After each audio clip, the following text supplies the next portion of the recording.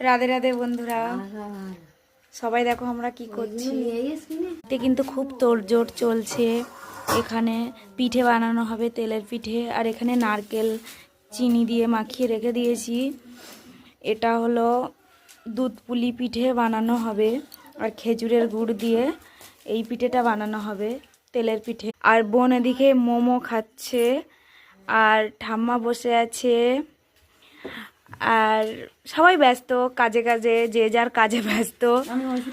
আর ছোট জামাই তো চলে এসেছে বাড়িতে, আর বড় জামাই আসছে বৃন্দাবন থেকে। ট্রেনে উঠেছে আজকে, কালকে রাত্রের মধ্যে চলে আসবে কালকে। ওই জন্য পিঠে বানানো, অনেক কিছুই বানানো হচ্ছে, তোড়জোড় চলছে খুব। সবাই ব্যস্ত কাজে। এনজয়।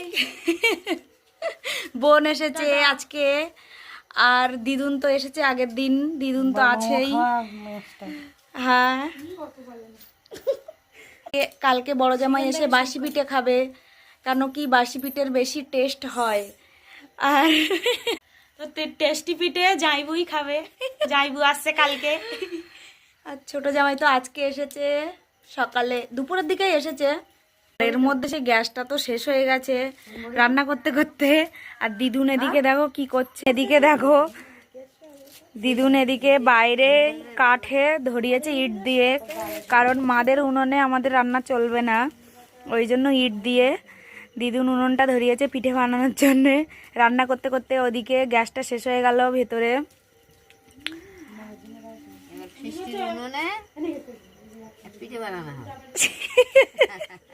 পিকনিক হচ্ছে নাকি?